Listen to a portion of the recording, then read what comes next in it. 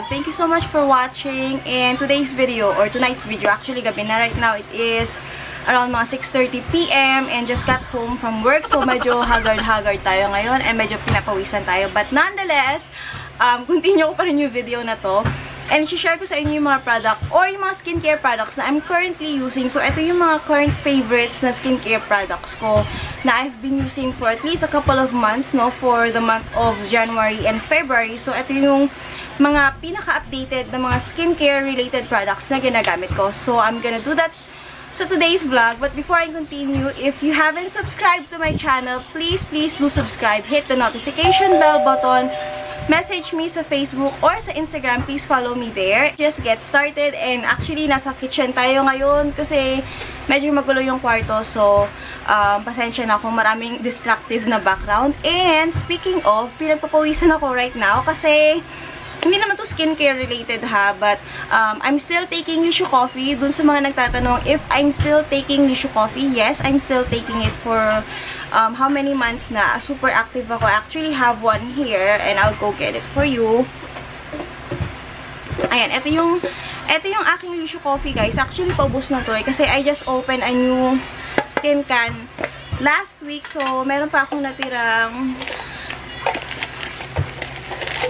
mga 3 sachets. And I'll show you kasi marami nagtatanong sa akin ito. Ano daw ba itsura ng Yushu Coffee? It looks like that.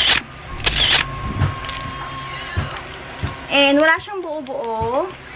Ayan, okay siya. Ito yung aking Yushu Coffee and I'm still taking it. Kaninang umaga nag-take ako actually before I went to work. So, medyo pinapawisan ako because yun yung usual na side effect niya for me ha. It makes me very thirsty and then super sweaty ako. So, that's why kung mapansin nyo na super shiny, shimmering, splendid ang aking skin, it's because of that also kasi nga nag-Yushu Coffee ako. So, yun. So, aside from that, so, of course, I'll start with the lotion I'm currently using. Ito yung Milk na Avon lotion, yung Milk Powder Lightening Lotion from Avon, which I really like for nighttime use kasi it's very lightweight and malambot siya sa balat. So, yan ang ginagamit ko sa night. And then, for the body scrub, ito pa rin naman yung ginagamit ko, guys. And you know this one. This is the Triple Whitening Scrub from Avon Milk Spa Salt Scrub. Ito na yung review ko before, like super last time pa. Like a year ago or so. And this is the one I'm still currently using kasi I really like this one. It's affordable, it's effective, and I like the packaging and everything. So, isa to sa mga favorite na body scrub na ginagamit ko from Avon. And then also from Avon na rin, ito yung Banana Heel Cream. Banana Milk Heel Cream from Avon. Ito yung sachet version. But meron itong full size, guys. So, you can also buy that. You can get yours from Watsons. I get mine from Watsons. And it's mainly available sa mga leading supermarkets out there. So, ito siya, guys. Ito yung Banana Heel Cream. Super effective neto. Super thick na kanyang consistency. I'm actually gonna open one for you. And I'll show you the consistency of this one compared to a regular lotion pala, guys, ha. This is very thick and super okay siya sa mga crack na heel. Sa mga dry na part nung yung legs mo. Doon sa dry part ng heel mo, ito siya, super thick siya, as in, super thick, and it's super cute. The color is yellow. It's like banana, but it smells like banana actually, and it's super thick. So, pag nilagay mo siya dun sa mga part ng heel, or dun sa paa na area mo, it's super duper effective to make it softer, smoother, and everyday mo siya gamitin para mas effective. So, I've been using this one, and then after nyan, maglalagay ako ng medyas sa gabi, and that's what I do. And meron siyang sachet version, so I really like that. So, yun na naman yung from Avon na mga current products na ginagamit ko. And then, of course, na-review ko na to recently. Ito yung Pond's na Pond's Insta White Beauty Cream. Ito yung ginagamit ko sa umaga as a moisturizer. Sometimes I don't, sometimes I do. But most of the time, ito yung ginagamit ko. So, ayan siya. Of course, for the makeup remover, obviously, alam nyo na yan, yung Nivea na Micellar Water. Ayan, medyo 1/4 na nabawas ko because I use this every day.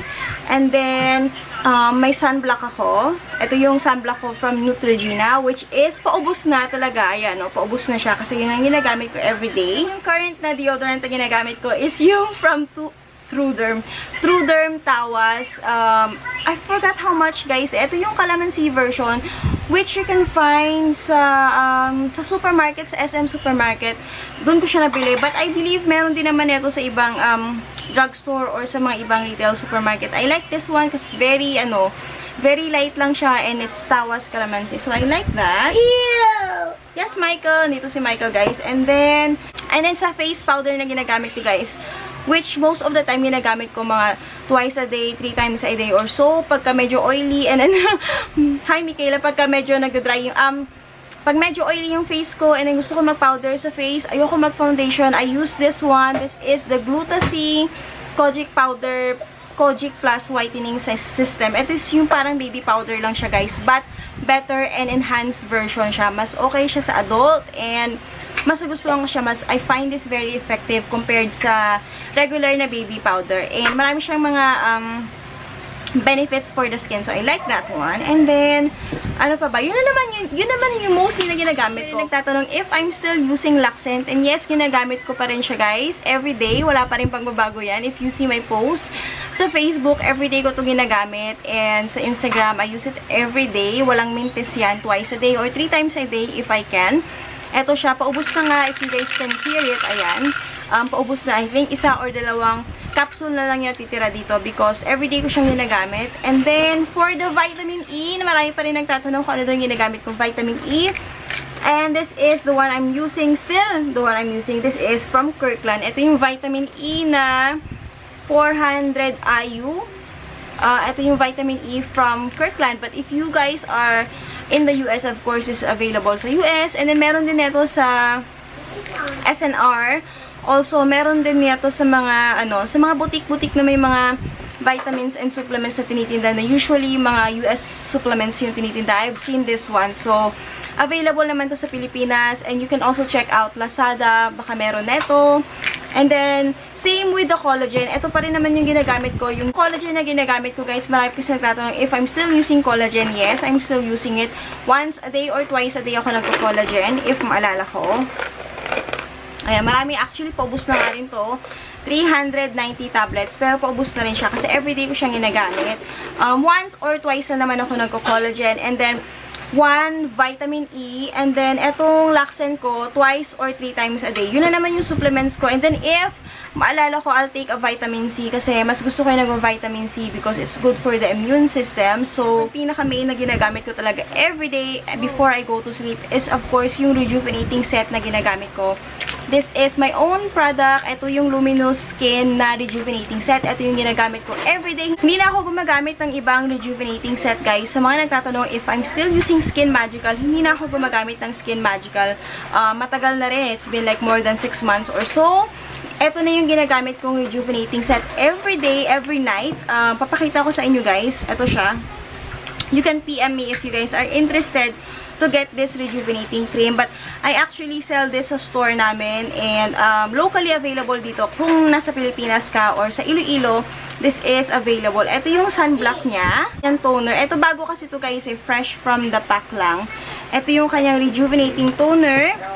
And then, ito yung kanyang Gluta Kojic Soap. Ito yung ginagamit ko everyday, guys, because mas gusto ko yung rejuvenating set na to. Not because it is my own product. It's because kasi, mas lighter siya. Hindi siya sobrang matapang. And mas hiyang ako kasi I know na hindi siya yung tipong product na non-stop yung peeling. Hindi siya sobrang mahapdi sa face. And very light lang siya. Also, nare-rejuvenate yung skin mo without, you know, the suffering. So, yun yung ginagamit kong rejuvenating set every night. Actually, guys, it is available here if nasa Pilipinas kayo. Just give me a PM. If you wanna order this is only 300 pesos. It's a complete set and yun talaga yung ginagamit ko. Hindi na ako gumagamit ng ibang rejuvenating set. Alam nyo naman yan, I've tried a couple of different brands and currently, for the past couple of months, this is the only one I've been using exclusively. And kita naman yung results, yan na yung ginagamit ko. So, wala na akong mairereklamo pa or anything like that. I'll make an exclusive video next time to give you more updates and questions kasi marami na nag-PM sa akin sa Facebook. So, I'll do that But for now, sinama ko na lang muna siya dito sa skincare favorites ko because it is my daily skincare routine. And yun lang muna. Tatapusin ko na muna yung tonight's vlog. And I'll see you guys next time. Thank you so much for watching and bye!